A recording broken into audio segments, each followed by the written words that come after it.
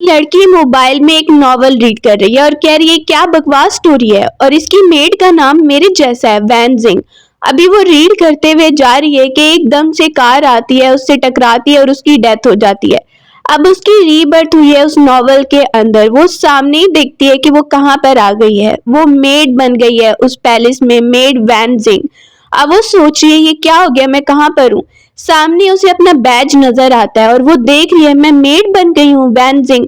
तो उसे याद आता है ये तो वही स्टोरी है जो मैं रीड कर रही थी। अभी थोड़ी देर में हमें कूल पैलेस में भेज दिया जाएगा, क्योंकि यहाँ पर जो लड़की यून शेंग है ना, वो एम्परर को कहेगी कि मुझे प्रिंसेस बनना है, मुझे कनकोबाई नहीं बनना है, मैं उसकी मेड हूँ और मुझे भी उसके साथ सजा मिल जाएगी।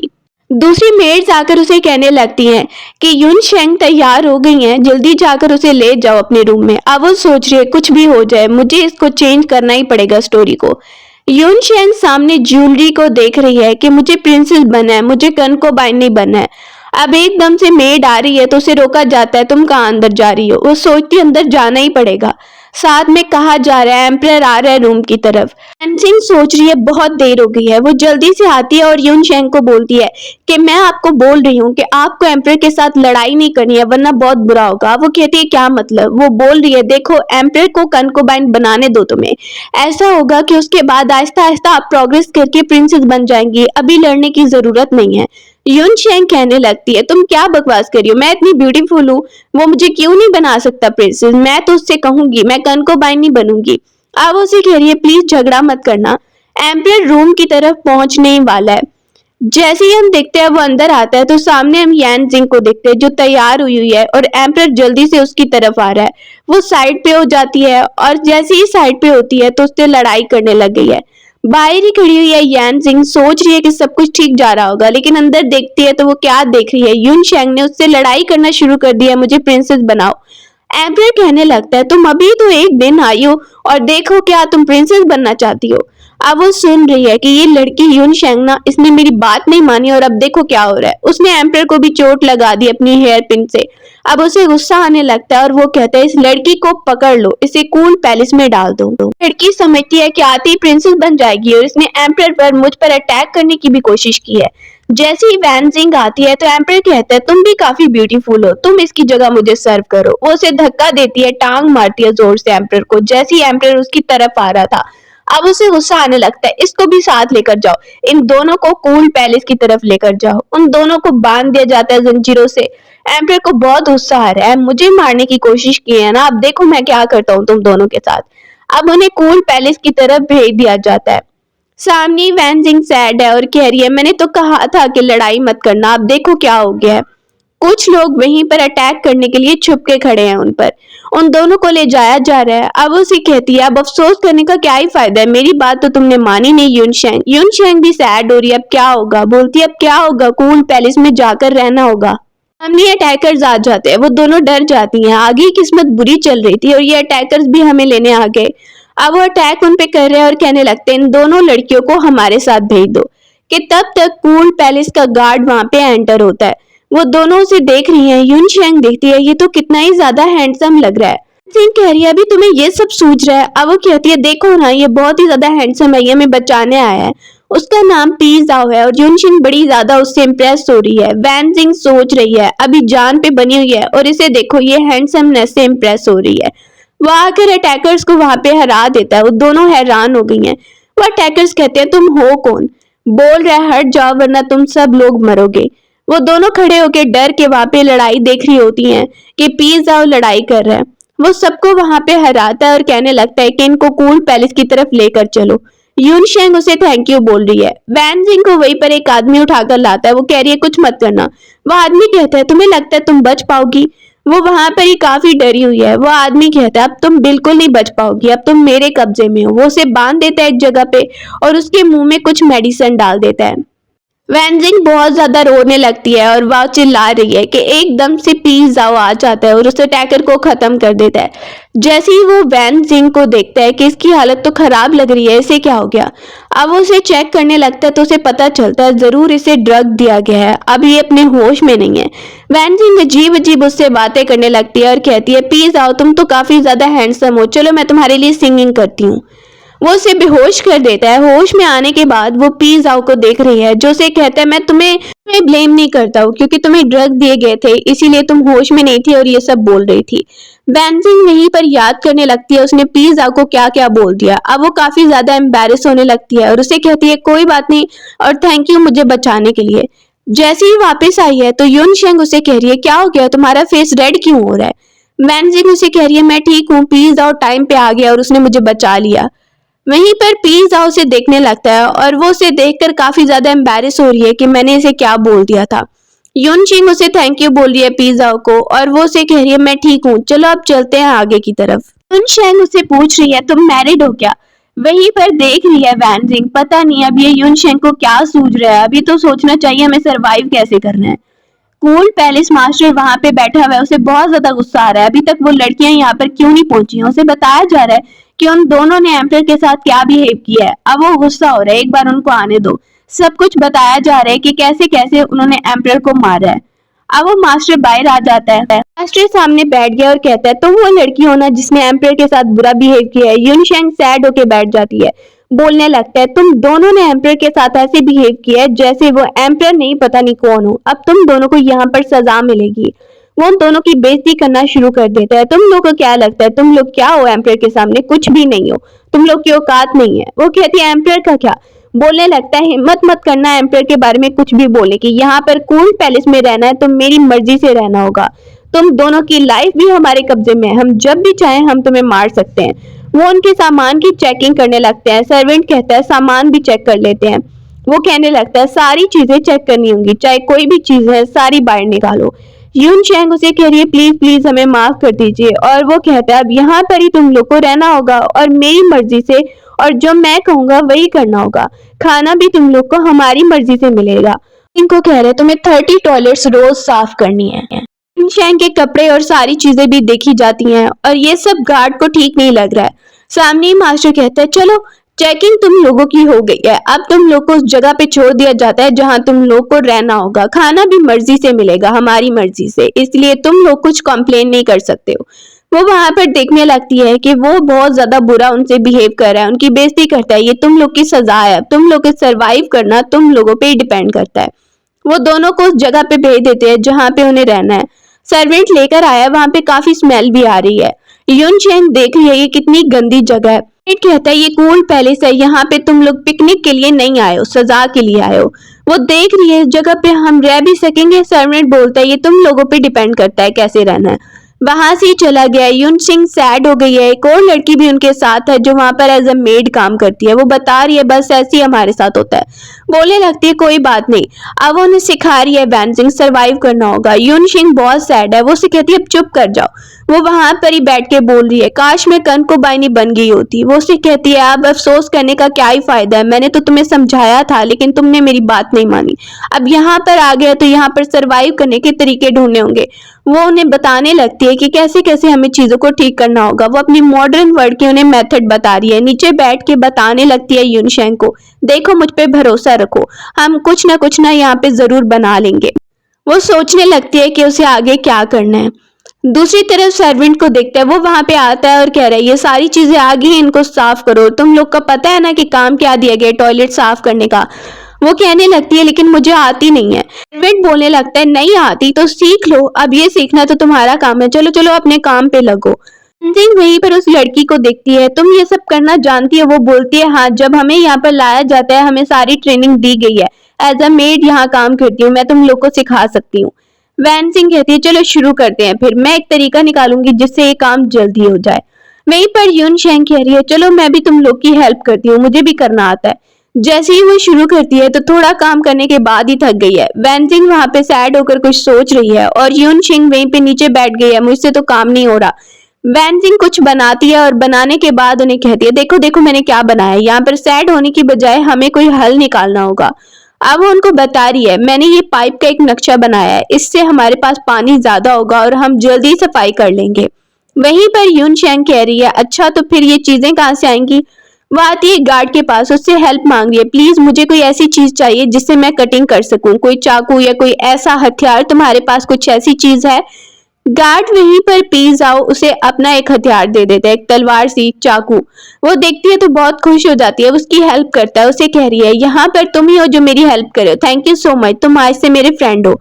अब वापस आकर वो बैम्बू स्टिक के साथ कुछ बना रही है और यूनशेंग कह रही है ये गार्ड पी जाओ हमारी इतनी हेल्प क्यों कर रहा है। जिन कहती है मुझे लगता है वो अच्छा इंसान है, वो जानता है कि गलत हो रहा है इसीलिए वो हमारी हेल्प कर रहा है एज अ फ्रेंड, देखो अब मैं क्या बना रही हूँ इससे। यून शेंग कहती है मुझे तो लगता है वो तुम्हारी तरफ किसी और ही नजरों से देखता है। वो कहती है ऐसी कोई बात नहीं है, बस हमारी हेल्प कर रहा है, और दिल में सोचने लगती है। वो वहां पर ही एकदम से देखती है कि बाहर कुछ अजीब सा तूफान आ रहा है और यून शेंग परेशान हो गई है। दूसरी तरफ वैन जिंग कुछ सोचने लगती है। वो बाहर निकलती है तो मौसम को देखने लगती है और सारी चीजों को देख के वो अंदाजा लगाती है कि अर्थ को एक आने वाला है। अब वो ये बात बताती है तो उसकी बात पर कोई भी सही से बिलीव नहीं कर रहा है। अब वो कहने लगती है सच में मैं बता रही हूँ, मैंने सारे मौसम को देखा है, एक बहुत बड़ा अर्थक्वेक आने वाला है। वो सबको कह रही है इस जगह को खाली करना होगा, ऐसा ना हो कि यहाँ पर बहुत सारे लोग मर जाएं, तो इससे पहले कि अर्थक्वेक आ जाए इस जगह को खाली कर देते हैं। अब वो कह रही है सच में मेरी बात पे बिलीव करो, मैं सच कह रही हूँ। गार्ड पिज्जा आता है तो वो कहने लगता है क्या पता ये सब ठीक ना हो, तुम क्या कह रही हो। बोलती है मैं ठीक कह रही हूँ, जल्दी से खाली करना होगा। मास्टर आता है और कहता है यहाँ पे क्या शोर हो रहा है, तुम सामान लेकर यहाँ पे कहाँ जा रही हो, मैंने परमिशन नहीं दी तुम लोग को जाने की।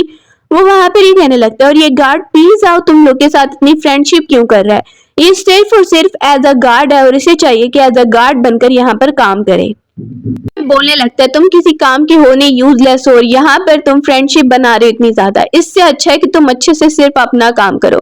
वो उन दोनों को डांट देता है और वैन जिंग को कहता है तुम्हें लगता है कि हम तुम्हारी बात पे बिलीव करेंगे। वो उन्हें यकीन दिला रही है लेकिन वो बोलता है अपनी ये बकवास बंद करो, तुम सिर्फ यहाँ से भागना चाहती हो। वैन जिंग देख रही है अच्छा मैं भागना चाहती हूँ इसलिए कह रही हूँ। वो वहां पर देखती है कि ये तो उसकी बात पे बिल्कुल बिलीव नहीं करने वाला, इसे नहीं निकलना तो रहने दो, लेकिन हमें तो कुछ करना होगा ना। एकदम से अर्थक्वेक आने ही लगता है, वो देख रही है और यूनशिंग को कहती है जल्दी से हमें छुपना होगा, देखो देखो आ रहा है अर्थक्वेक, जल्जला आने वाला है। वो दोनों नीचे छुप जाती हैं और देखते हैं कि काफी जोर का झटका वहां पर लगा है। सिंह कह रही है मैं उठ के देखती हूँ, यूनशिंग उसे मना करी है कहाँ जा रही हो। अब वो बाहर आती है और बाहर सब चीजों को देखने लगती है। अर्थक्वेक आ गया और सब वहां पर भागने लगते हैं, सब लड़कियां बाहर की तरफ भागकर आ गई हैं। वहीं पर यूनशेंग डरी हुई है कि वो मास्टर उसका क्या हुआ होगा। अब वो उसकी तरफ जा रही है। वैन सिंह जैसे ही मास्टर को देखता है वो चिल्ला रहा है और अपने सर्वेंट्स को भी अपने पास रखा हुआ है, मैं नहीं बाहर आऊंगा। वैन सिंह कहता है सिर्फ मैंने कह दिया कि बाहर आना है तो तुम बाहर नहीं आना चाह रहे, चाहे तुम यहाँ पे ही मर जाओ। मास्टर बोलने लगता है कुछ नहीं होगा, मैं तुम्हारी बात बिल्कुल नहीं मानूंगा, और वो वहीं पर रुकता है। सब लड़कियां बाहर आ गई हैं और एक लड़की जैसे ही बाहर आई है तो उसे याद आता है कि उसका डोंकी तो वहीं पर रह गया है, वो तो मैंने इतने सालों से पाला था। वैन सिंह उसे रोक रही है, चलो मैं जाकर उसे देखती हूँ, तुम यहाँ पर ही रुको। अब हम देखते हैं सब लड़कियां वहीं पर खड़ी हुई हैं और गार्ड पी जाओ आता है। वो देखता है वैन जिंग नहीं है तो पूछने लगता है वो कहाँ पर रह गई है। बताया जाता है वो डोंकी को बचाने गई है। रात हो गई है और पी जाओ उसके साथ ही बैठा है। कहता है तुम्हें कैसे पता चल गया था। बोलती है मैं बहुत दूर से आई हूँ, मेरा वर्ड बहुत ही ज्यादा दूर है, यहाँ पर सारे लोग इन चीजों के बारे में पढ़ते हैं ताकि वो सरवाइव कर सकें। गार्ड उसे कह रहा है अच्छा ये बात है। वो कहती है पता नहीं तुम्हें यकीन आ रहा होगा। वो उसे अपना कोट देता है कि बहुत सर्दी हो रही है। वैन जिंग वहीं पर उसे थैंक यू बोल रही है और कहती है वैसे तुम्हें पता है कि तुम बहुत ज्यादा हैंडसम दिख रहे हो, मैं तुम्हें थैंक यू करना चाहती हूँ कि यहाँ पर कूल पैलेस में तुम ही मेरी हेल्प कर रहे हो, थैंक यू सो मच। साथ में वो उसे बता रही है हमारे वर्ल्ड में ना मैन और वुमेन दोनों इक्वल होते हैं। अब वो कहता है मैं यकीन कर रहा हूँ तुम्हारी बातों पर, देख रही है ये मेरी बातों पे बिलीव कर रहा है। पीज आओ कहता है कि अगर तुम्हारी बातें सच्ची ना होती तुम्हें अर्थक्वेक का कैसे पता चल जाता है, इसीलिए मैं बोल रहा हूँ। अब वो कहती है हाँ, अपने वर्ड के बारे में उसे बताने लगती है। वो बोलते हैं हाँ हमारे वर्ड में बहुत ज्यादा लड़कियों को बहुत टेंशन है। वो कहती है हमारे वर्ड में नहीं है क्योंकि वहां पर सबको इक्वल ट्रीट करते हैं, वहां पर डब्बे होते हैं जिनसे एक दूसरे से दूर दूर बात कर सकते हैं। वो अपने वर्ड के बारे में उसे बता रही है। वो कहते हैं ये तो बहुत इंटरेस्टिंग है। अब वो कहती है इसीलिए मेरा वर्ड तो काफी इंटरेस्टिंग था लेकिन अब मैं यहाँ पर हूँ। जैसे ही वो बातें कर रही होती है गार्ड पिज्जा उसे थैंक यू बोलता है, थैंक यू हमारी जान बचाने के लिए। वो एकदम से सोने लगती है और गार्ड देखता है ये तो सो गई है। सोते हुए वो कह रही है पिज्जा तुम बहुत ज्यादा अच्छे इंसान हो। पिज्जा ये सुनता है तो काफी हैप्पी हो जाता है। हो गई है और सबको मीट दिया जा रहा है, थोड़े थोड़े टुकड़े दिए जा रहे हैं। यूनशेंग भी वहां पर आई है और वो देखती है ये मीट मैं भी लूंगी। वो आगे जाती है, उनको जो मीट दिया जा रहा है वो ले लेती है और जैसे ही वो देखती है तो पता नहीं किसी मरे हुए जानवर का, हम ये खा पाएंगे क्या। वैन कह रही है अब सरवाइव तो करना ही है। वो दूसरी अपनी दोस्त को वो मीट दे देती है। मास्टर कहता है यही तुम लोग को खाना है। वैन वहां पर देख रही है और कहती है ये जो जानवर की खाल पड़ी हुई है ना ये मैं लेकर जाना चाहती हूँ, वैसे भी आपके किस काम की है। अब वो लेकर जाती है किचन में और उससे कोई चीज बनाने लग गई है।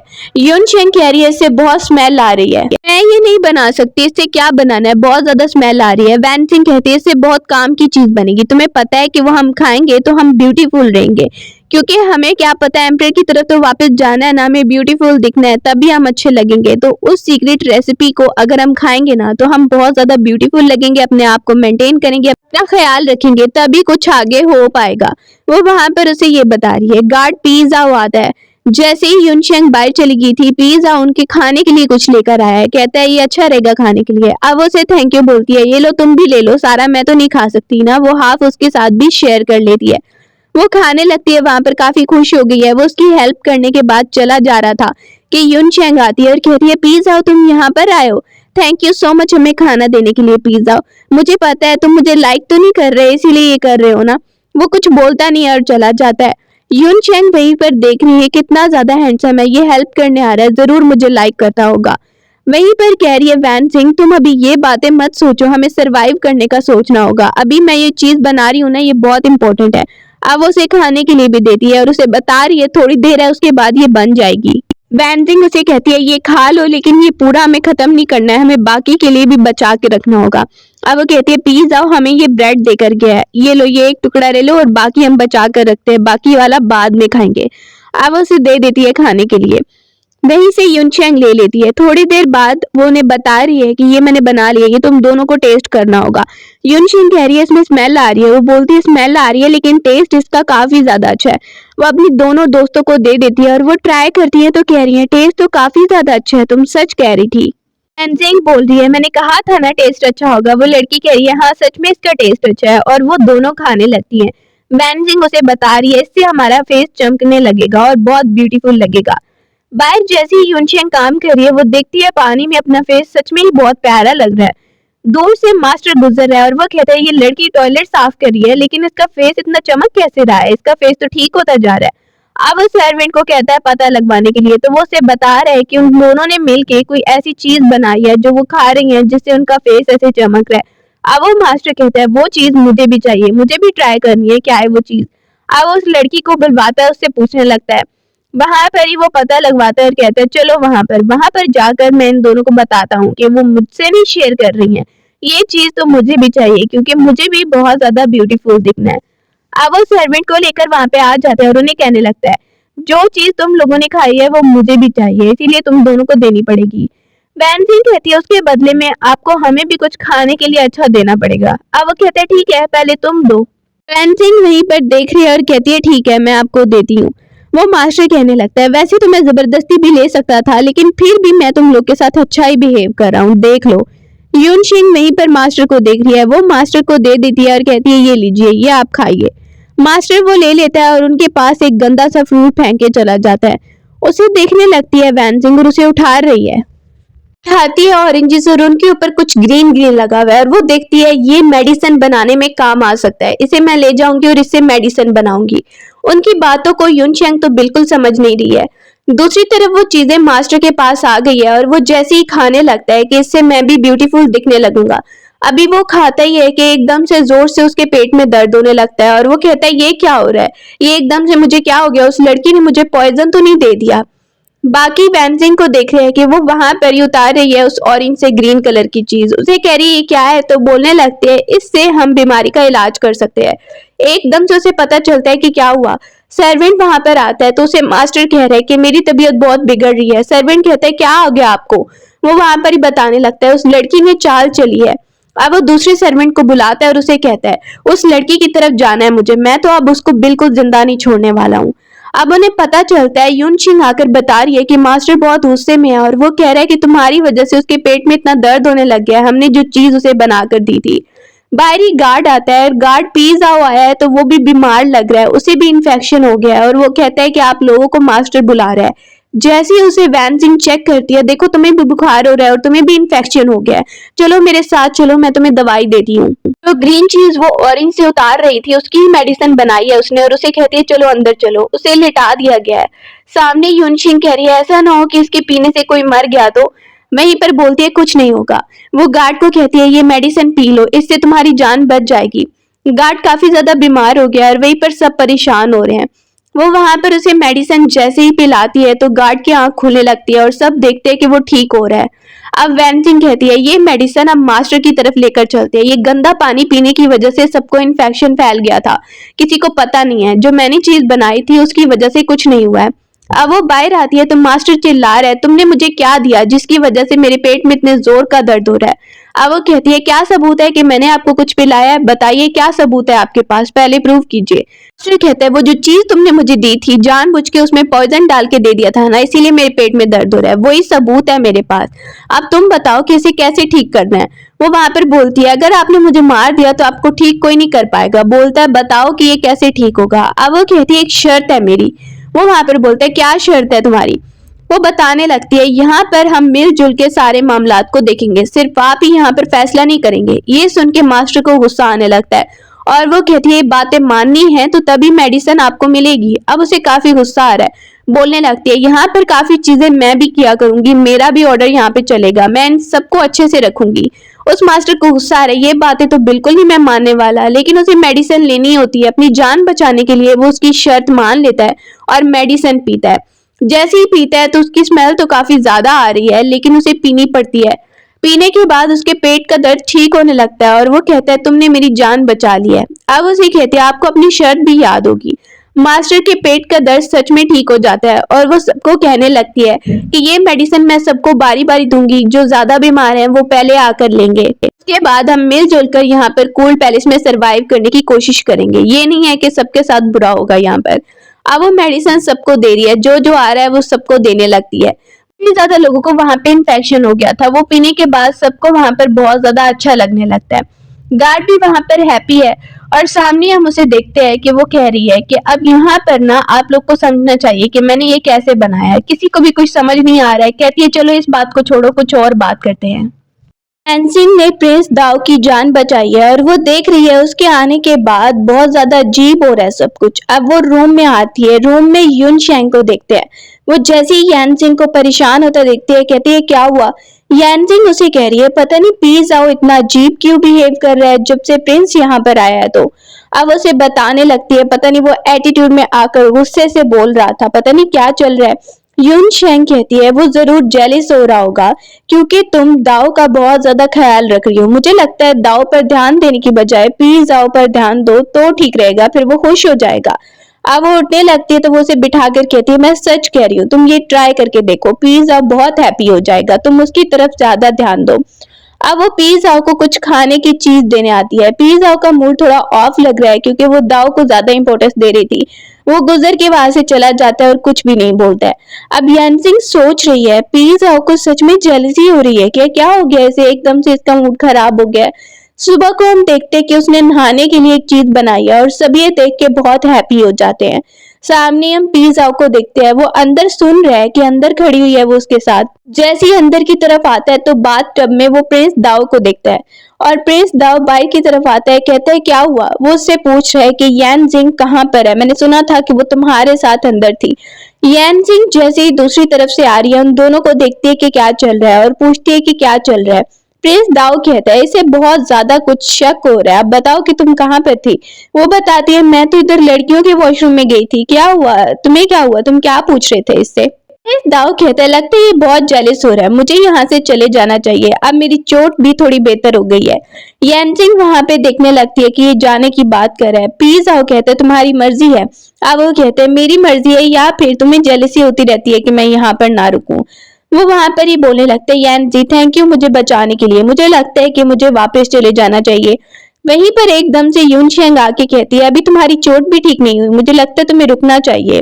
यान सिंह कहती है हाँ प्लीज जाओ, मुझे पता है कि इसकी वजह से तुम्हें डिस्टरबेंस हो रही है, लेकिन इसकी चोट अभी ठीक नहीं हुई है और वैसे भी ये हमारी बहुत हेल्प कर रहा है। मैंने जो भी चीजें क्रिएट की हैं उसमें दाओ ने भी बहुत ज्यादा हेल्प की है। मुझे लगता है कि इसे यहाँ पर रुक जाना चाहिए जब तक इसकी चोट ठीक नहीं हो जाती, उसके बाद तो ये चला ही जाएगा और हमारी हेल्प भी तो इतनी कर रहा है ना।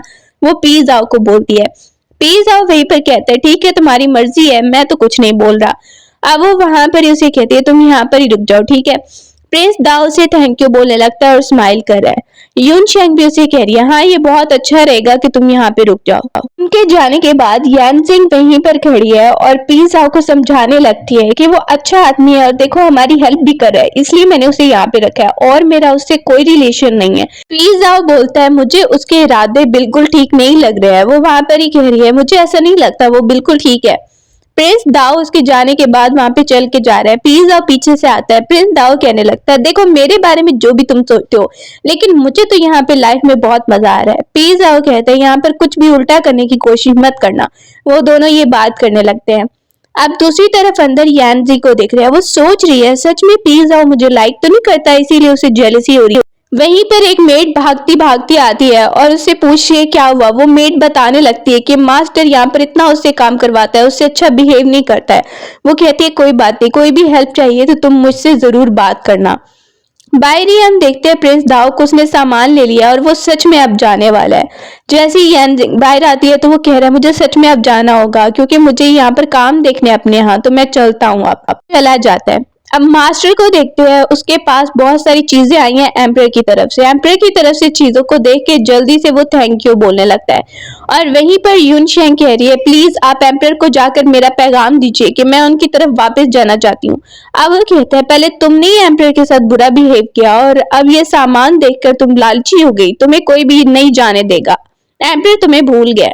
वहीं पर उनको थैंक यू बोला जाता है और अंदर आकर वो बहुत ज्यादा सैड हो गई है कि मैंने बहुत गलती कर दी यहाँ पर आके। अब वो टीवी फेंक देती है और यान जिंग पर गुस्सा हो रही है कि यहाँ पर आकर मैंने बहुत बुरा किया और तुम देखो तुम मेरा साथ नहीं दे रही हो, उल्टा देखो पी जो है वो तुम्हारी तरफ ही अट्रैक्ट हो रहा है। मेरा क्या, मैं तो यहाँ पर कूल पैलेस में रह जाऊंगी।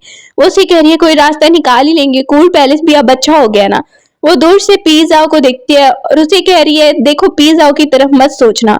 वो उसे कहती है पिज़्ज़ा को मेरी तरफ करने की कोशिश करो, प्लीज तुम मेरी हेल्प कर सकती हो, तुम्हें ये करना ही होगा, उसे मेरी तरफ करने की कोशिश करो, मुझे पता है तुम मेरी जरूर हेल्प करोगी। पीस और रात को बात लेने जैसे ही आता है वो नोटिस करता है अंदर जरूर कोई है। अंजिन बाहर से गुजर रही है और जैसे ही आ रही थी सामने तो एकदम से उसे पीस जाओ और यून शेंग साथ में नजर आते हैं। वो उसे देख रहे हैं कि ये क्या हो गया। यून शेंग जानबूझ के उसके साथ खड़ी हो जाती है और कह रही है तुम यहाँ पे क्या करी हो यान सिंह। यान सिंह वहीं पर कहने लगती है कोई नहीं, मैं तो वैसे भी ओपन माइंडेड लड़की हूँ, लेकिन मुझे यहाँ पर आकर थोड़ी गलती कर दी, सॉरी मैं चलती हूँ, मुझे माइंड मत करना, मुझे पता नहीं था यहाँ पर। को भी थोड़ा बुरा लगा लेकिन वो जा रही है। उसके पीछे पीछे ही आता है पिज़्ज़ा और उसे कहने लगता है रुको, जैसा तुम समझ रही हो ऐसा कुछ नहीं है, वो खुद ही वहां पर आ गई थी। उसे कहने लगती है कि इंसान जो भी फैसला लेता है उसे रिस्पॉन्सिबल जरूरी होना चाहिए और अगर तुम उसकी तरफ अट्रैक्ट हो। बोलने लगता है ऐसा कुछ नहीं है, वो खुद यहाँ पर एंटर हो गई थी, मुझे तो पता भी नहीं था।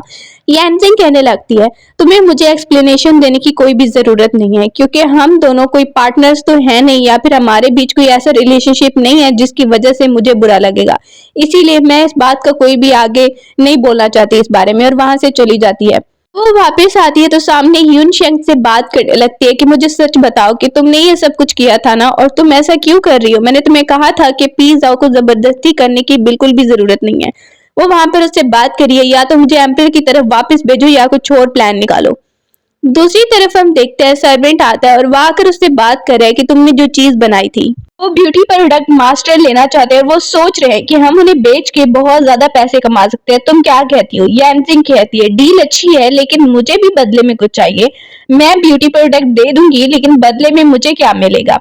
वो वहां पर ही कहती है मुझे एक पेंटर की जरूरत है, एक ऐसी पेंटर जो एक बहुत अच्छी पेंटिंग बना सकती है, वो एम्परर को देनी है। ये एम्परर वो एक्सेप्ट करे या ना करे ये तो उस पर डिपेंड करेगा, लेकिन ब्यूटी प्रोडक्ट तो आपको पता है बहुत ज्यादा बिकेगा। अब सर्वेंट उसकी बात मान लेता है और वापस आकर मास्टर को ये बात बताने लगता है। वो कह रही है ब्यूटी प्रोडक्ट बनाएगी लेकिन उसके बदले में एक पेंटर चाहिए। अब मास्टर कहते ठीक है देख लेता हूँ वो क्या बात सोच रही है, एक पेंटर देके भी देख लेता हूँ। सुबह को बायरम खड़े है और वो युन शेंग भी परेशान खड़ी है। उसको वो बताने लगती है कि उसने एक पेंटर मंगवाई है, वो पेंटिंग बना के एम्परर की तरफ भेजेगी और कहेगी कि तुमने बनाई है, एम्परर जरूर तुमसे इम्प्रेस होगा। यहीं पर वो क्या देखती है कि पेंटर लड़की वहां पर आ गई है और उसने पेंटिंग बनानी शुरू कर दी है। मास्टर वहां पे कहता है मैंने तो वादा पूरा कर दिया। वहां पर ही जो उसकी सर्वेंट है उसको कहने लगता है अच्छा ये पेंटिंग बनवाई है उन्होंने। वो पेंटिंग को देखने लगते हैं। रात को यानसिंग को युनशैंग बोल रही है अगर एम्पर को वो पेंटिंग अच्छी ना लगी तो फिर क्या। यानसिंग कह रही है हमने इतनी कोशिश की है, जरूर अच्छी लगेगी, हमेशा नेगेटिव मत सोचा करो। अभी वो वहां पर बैठकर बात करी होती है कि सर्वेंट आ जाता है और उन दोनों को समझा रहा है कि सुबह लोगों को बुलाया जाएगा, एक प्रिंस है जिसने ये ब्यूटी प्रोडक्ट खरीदने के लिए कहा है, तो अच्छे से तैयारी कर लेना, कोई भी गलती नहीं होनी चाहिए। सुबह को वो सारी चीजें बना लेती है और साथ में मास्टर भी बैठा हुआ है। अब वो तैयारी कर लेती है। जैसे ही वहां पर प्रिंस आने लगता है तो वो कोई और नहीं बल्कि प्रिंस दाओ होता है। वो उसकी चीजें खरीदना चाहता है। वो उसे देखते हैं अच्छा तो आप थे, आप हमारी चीजें खरीदना चाहते हो। प्रिंस दाओ अपने असली रूप में वापस आ गया। उसे कहता है तुम्हें थैंक यू तो करना था, तुमने मेरी जान बचाई थी, इसीलिए मैंने ये डील की। उसे देखकर पी दाओ को फिर थोड़ी सी जेलसी होने लगती है। मास्टर वहीं पर खड़ा हो जाता है और प्रिंस दाओ को कहने लगता है मैं आपको ये सामान नहीं दे सकता, आप तो इसकी हेल्प करने के लिए आए हैं। वहीं पर वो कहने लगती है हमारे पास चीजें हैं, हम एक्सचेंज करेंगे सामान, आप हमारी हेल्प कीजिए, हम आपकी हेल्प करेंगे। वो डीलिंग करके प्रिंस दाओ को अपने साथ ले जा रही है। मास्टर ये देखता है तो उसे बहुत ज्यादा गुस्सा आने लगता है कि ये क्या, मेरी बेइज्जती होगी, मैंने वहां पर इनकार किया लेकिन मेरी बात किसी ने नहीं सुनी और प्रिंस दाओ उस लड़की के पीछे चला गया, उस मामूली लड़की के पीछे। सर्वेंट कह रहा है प्लीज अपने आप को संभालिए। बहुत ज्यादा गुस्सा आ रहा है और अपनी बेइज्जती फील हो रही है। अब वो कहने लगता है कि वो पेंटिंग जो उन लड़कियों ने बनवाई है ना वो मेरे हवाले करो, मैं उन्हें नहीं देने वाला।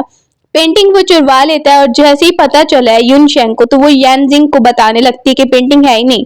यानजिंग कहती है ऐसा कैसे हो गया, पेंटिंग तो रूम में ही थी ना, अब तो एम्परर को हम क्या ही भेजेंगे। सुबह को हम देखते हैं जैसे ही वहां पर मास्टर खड़ा हुआ है और उसके साथ बात करने के लिए आती है यानजिंग। अब वो कहते हैं तुम्हें पता चल ही गया कि मैं क्या कर सकता हूँ। वो बोलने लगती है पेंटिंग आपने चुराई है ना, आपने ये बिल्कुल ठीक नहीं किया है। मैं तो ये कहती हूँ कि एम्परर को इम्प्रेस करना है तो उन्हें दिखाइए कूल पैलेस कैसा बन गया है। अब वो रात को और सोचने लगती है सब चीजों के बारे में, सबको बता रही है कि एम्परर यहाँ पर आएगा, वो इम्प्रेस होगा कि कूल पैलेस हमारा कितना अच्छा बन गया, तो वो तुमसे भी इम्प्रेस होगा। युन शेंग को बताने लगती है कि सब कुछ ठीक हो जाएगा, तुम परेशान मत हो। सुबह को हम देखते हैं कि वो सारी अरेंजमेंट वहां पर करवा देती है, सारी चीजें रखवा देती है और सामने जैसे ही वो देखने लगती है और प्रिंस दाओ को भी कह रही है थैंक यू सो मच, तुमने हमारी बहुत हेल्प की है। प्रिंस दाओ कहने लगता है कोई बात नहीं, मैं हेल्प करने ही तो आया था। अब हम देखते हैं वो देखती है कि एम्परर ने यहाँ पर देखा सब कुछ और उसने कुछ इनाम भिजवाया है। वो सारी चीजों को देखने लगती है। जैसे ही वो गिफ्ट देखती है तो युन शेंग बहुत हैप्पी होगी है कि ये तो मुझे बहुत पसंद आ रहा है। अब वो कहती है कि ये चीजें बहुत ज्यादा अच्छी लग रही हैं तुम्हें, अच्छी बात है, तुम जो भी लेना चाहो ले सकती हो। शेंग सोच रही है कि मुझे मास्टर से कांटेक्ट करना चाहिए अगर मुझे एम्परर की तरफ वापस जाना है या अपने लिए कुछ करना है तो। रात को यानसिंग आराम से बैठी हुई है और वहीं पर वो दाव को आता देखती है जो अपनी स्पेशल टी उसे टेस्ट करवा रहा है। अब वो टेस्ट करती है, काफी कड़वी लग रही है लेकिन अच्छी है। दाव वहीं पर कहने लगते तुम अपने बारे में कभी नहीं कुछ सोचती कि तुम आगे क्या करने वाली हो। एनजी कहने लगती है अभी तो कूल पैलेस को ठीक करने में इतना टाइम लगा है लेकिन अभी मुझे नहीं पता, अपने बारे में कुछ डिसाइड नहीं किया। प्रिंस दाव कहता है अगर मैं तुम्हें अपनी प्रिंसेस बनाऊं तो तुम क्या जवाब दोगी। अब ये बात सुन के वो हैरान हो जाती है और उसे कहती है मुझे कुछ काम है, तुम आराम करो, और वहां पर उसे जवाब दे बगैर ही चली जाती है। लेकिन पी जाओ साथ से गुजर रहा था, उसने उसकी बातें सुन ली थी। यानजिंग कुछ काम करी और पी जाओ उसकी हेल्प करता है जैसे ही वो गिरने लगती है लेकिन कुछ बोले बगैर ही वहां से चला जाता है। अब यानजिंग सोच रही है एकदम से इसे दोबारा से क्या हो गया, इसका मूड क्यों खराब लग रहा है। दूसरी तरफ युनशेंग जा रही है तो मेड बात कर रही होती है, लगता है कि पी जाओ बहुत ज्यादा नाराज है उससे और ये बातें सुन के उसे अच्छा लग रहा है। मास्टर की तरफ आती है और उसे कह रही है कि आप मेरी हेल्प कीजिए एम्परर की तरफ वापस जाने में। जब एम्परर की तरफ वापस जाने में आप मेरी हेल्प करेंगे तो मैं आपकी हेल्प करूंगी इस लड़की से बदला लेने में, यानजिंग से। यहाँ पर आकर उसने सब कुछ संभाल लिया ना। अब वो कहने लगता है ठीक है मैं तुम्हारी हेल्प कर दूंगा अगर तुम ये डील कर रही हो मेरे साथ। मेड आंटी आती है यानजिंग की तरफ और कह रही है कि मास्टर ने मुझे भेजा है तुम्हें सबक सिखाने के लिए, तुम्हें रूल सिखाने के लिए। तुम यहाँ पर अपनी मर्जी से जी रही हो ना, ये मत समझो कि तुम यहाँ पर बहुत आसानी से जियोगी।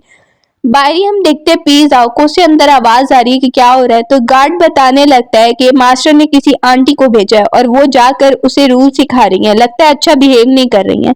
पी जाओ कुछ नहीं करता। थोड़ी देर बाद हम यानजिंग को देखते हैं बाहर आते हुए।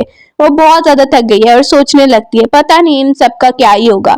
पर दावा आ जाता है और उसे कहने लगता है ये मेडिसिन है, ये लगा लो, मुझे लगता है तुम्हें चोट लगी है। अब वो उसे मेडिसिन ले लेती है। सुबह को जैसे ही पी जाओ को जाता देखती है तो पी जाओ उसकी कोई बात नहीं सुनता है और आगे चला जाता है। अब वो कहती है दाव को हेल्प करने के लिए। दाव उसकी हेल्प कर रहा है सारी चीजें बनाने में और वो कहने लगता है पी जाओ कहाँ पर गया, उसे भी आना नहीं था हमारी हेल्प करने के लिए। फिर से जेलिस हो गया।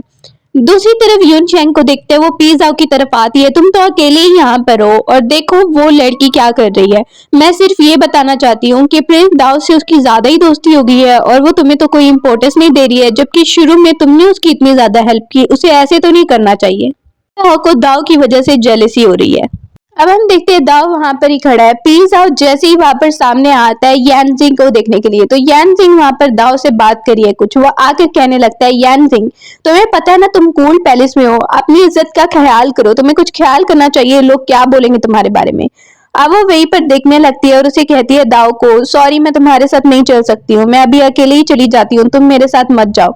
वो वहां से बॉक्स भी वापस ले लेती है। सुबह को मेड आती है और वो वहां पर बात कर रही है कि मुझे लगता है ना जरूर कुछ गड़बड़ हो रही है और वो सब कुछ खबर दे रही है उसे। ये खबरें सुन के यूनशेंग को बड़ा अच्छा लग रहा है कि पिज़्ज़ा उससे रूड बिहेव कर रहा है। यानजिंग बाहर आई है चीजें बेचने के लिए और वो फिर से चीजें बेच रही है और सबको कह रही है इधर आइए, ये आपका ब्यूटी प्रोडक्ट है। और ब्यूटी प्रोडक्ट बेच के वो बहुत सारे पैसे भी कमा रही है। सारी लड़कियां उससे इम्प्रेस हो रही हैं जो उसके साथ काम कर रही हैं, जो लेने आ रहे हैं वो भी लोग बहुत इम्प्रेस हो रहे हैं। दूर से हम देखते हैं कि वहीं पर गार्ड खड़ा है और वो सब खबर दे रहा है कि ये सब क्या चल रहा है, कौन है ये। साओ को देखते हैं जहां पर सब्जियां उन्होंने उगाई हैं वहीं पर उसे कुछ चीजें मिलने लगती हैं और वो देख रहा है ये किसने आके यहाँ पे इन चीजों को रखा होगा जिससे कि ये प्लांट्स खराब हो जाएं। वहीं पर उसे सामने रेड कलर का एक क्लॉथ का कपड़ा मिलता है। उसे याद आता है कि ये तो यूनशेंग को गिफ्ट दिया गया था ना। यूनशेंग वहीं पे सोच रही है पिज़्ज़ा अगर वहां पर कुछ कर रहा है तो ऐसा ना हो उसे कोई चीज मिल जाए और मैं एक्सपोज हो जाऊं। यानजिंग सारा दिन बाहर है और वो वहां पर काम कर रही है, अच्छे से चीजें बेच रही है। दाव आता है उसकी हेल्प करने के लिए और वो दिखा रही है कि ये प्रोडक्ट्स बहुत ज्यादा अच्छे हैं। एक बच्चा आता है तो उसे वो फ्री में कुछ खाने के लिए दे देती है। वो बच्चा उसे थैंक यू बोलने लगता है। यानजिंग वापस आ रही है। यूनशेंग को इस बात का पता है और वो जानबूझ के पिज़्ज़ा पर गिरने लगती है और उसे कहती है सॉरी सॉरी मैं चीजें लेकर जा रही थी, सॉरी गलती हो गई। जैसे ही वहां पर यानजिंग आ रही थी तो वो उन दोनों को देखती है और कहने लगती है क्या हुआ, मैं कुछ गलत नहीं समझ रही। यूनशेंग उसका सामान उठा रही है और कह रही है तुम्हें क्या लगता है कि मैं तुमसे हार जाऊंगी, ऐसा बिल्कुल नहीं होने वाला है। सब लोग वहां पर खड़े हुए हैं और सबको रेस्ट देने के लिए एक गेम वहां पर रखी गई है और सब वहां पर खड़े हुए उन्हें रूल्स बताए जा रहे हैं कि अपनी अपनी विश आपको इस चिट्ठी पे लिखनी होगी, अपना अपना नाम लिखना होगा और फिर हम उसे डाल देंगे, फिर हम देखेंगे कि कौन किसका नाम चूज करता है। ये सिर्फ एक फन प्ले होगा। वहीं पर प्रिंस दाव भी कहता है ठीक है देखते हैं, लेकिन मैं यहाँ से चलता हूँ, मुझे बहुत देर हो रही है। यानजिंग उसे कहती है इतनी जल्दी तुम जा रहे हो। वहीं पर यूनशेंग उसे रोक लेती है और कहने लगती है पहले चिट तो पढ़ लेते हैं ना फिर तुम जाना। अब वो सबसे पहले पिज़्ज़ा की चिट पढ़ने लगता है तो उसके पास नाम यानजिंग का आ गया होता है। अब वो कहता है इसका मतलब ये यानजिंग को लाइक करता है। वहीं पर यानजिंग की चिट पढ़ते हैं तो उसने पिज़्ज़ा का नाम लिखा होता है। ये देख के यूनशेंग को गुस्सा आता है और वो सामान गिराकर वहां से जाने लगती है। अब वो भागकर जा रही है, उसके पीछे ही आ रही है यानजिंग, तो वो उसे कहने लगती है तुम्हें लगता है कि तुम मुझे धोखा देकर सब कुछ हासिल कर लोगी, बोलती है ऐसा कुछ मुकाबला नहीं था। वो उसे कह रही है कुछ मुकाबला नहीं था, लेकिन जब से मैं यहाँ पर आई हूँ सब तुम्हें ही इंपॉर्टेंस दे रहे हैं, मुझे तो कोई इंपॉर्टेंस भी नहीं दे रहा है और तुम कहती हो कि तुम कुछ लेना नहीं चाहती। मुझे बेवकूफ मत बनाओ, तरीका निकालो एम्परर के पास मुझे वापस भेजने का, वरना मैं सब कुछ यहाँ पे जला दूंगी। अब वो चीजों को जला रही है और बहुत ज्यादा गुस्से में है। जैसे ही गुस्से में आया तो मास्टर आता है उससे बात करने, क्या हुआ तुम्हारा मूड बहुत खराब लग रहा है। वो वहां पर ही मास्टर को देखती है, उसे कहने लगती है प्लीज मेरी हेल्प कीजिए एम्पर तक पहुंचने में, उसके बाद मैं आपकी हेल्प करूंगी, मैंने पहले भी आपको ये कहा था। अब वो उसके कान में एक आइडिया उसे बताने लगती है। प्लीज आओ जैसे ही खड़ा हुआ है तो यानजिंग उससे बात करने आती है, तो सच में तुम मुझे लाइक करते हो इसलिए तुमने मेरा नाम लिखा था।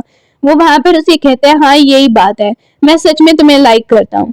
अब वो पिज़्ज़ा को सुनती है और कहने लगती है अगर दिल से तुम मुझे एक्सेप्ट कर रहे हो तो फिर अच्छे से कोई बात करो, वर्ड की तरह यहाँ पर केक या फ्लावर्स तो नहीं है, तो अच्छे से तुम बोल तो सकते हो ना कुछ ना कुछ। अब वो वहां पर वादे करने लगता है कि वो उसे काफी ज्यादा खुश रखेगा, हमेशा ध्यान रखेगा। वो उसे बोलती है ठीक है इन बातों पे मैं बिलीव कर रही हूँ, वैसे भी तुमने स्टार्ट में मेरी बहुत हेल्प की है।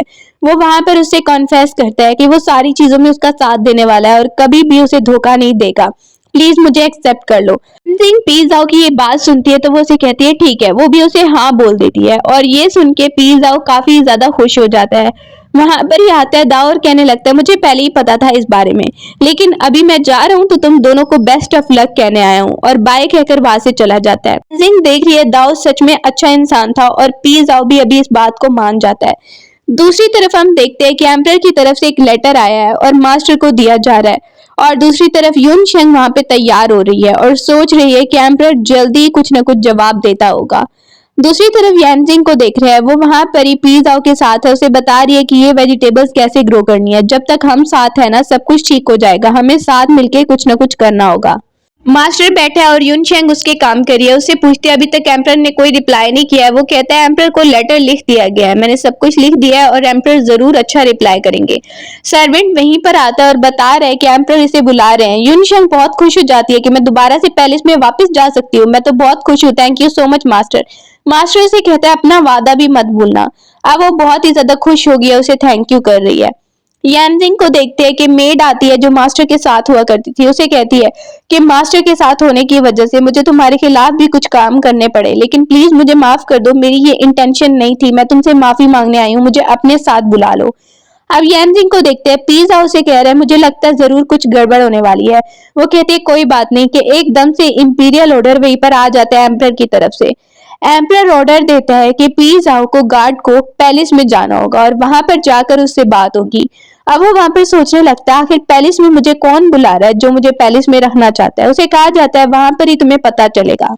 यून शेंग ने उसे बुलवाया है पैलेस में आकर, वो कहता है क्या काम है। वहीं पर मास्टर उसे देखने लगता है अब ये कनकोबाइन है एम्परर की, इससे अच्छे से बात करो, अभी तो शुक्र करो इसने तुम्हें मरवाया नहीं। यून शेंग खड़ी होकर उसे बोलने लगती है कि तुम्हें यहाँ पर मेरे साथ पैलेस में ही रुकना होगा, क्या कहते हो तुम, तुम्हें सब कुछ मिलेगा। वो इनकार कर देता है। अब उसे गुस्सा आ रहा है, यहाँ पर जो भी तुम चाहते हो तुम्हें मिलेगा। तुम्हें लगता है कि उस निकम्मी लड़की के साथ रहकर तुम ये सब पाओगे, कुछ नहीं, बल्कि तुम मुझे चूज कर लो तो अच्छा होगा। लेकिन वो उसे इनकार कर देता है। वो वहां पर ही देख रही है, तुम बिल्कुल नहीं मानने वाले, तुम्हें पता है मैं क्या कर सकती हूँ। वो बोलने लगता है जो भी हो जाए लेकिन मैं यान जिंग के साथ ही लॉयल रहूंगा। मुझे लगता है तो यून शेंग कहती है पकड़ लो इसे यहाँ से निकलने मत देना, इसे यहीं पर रखो।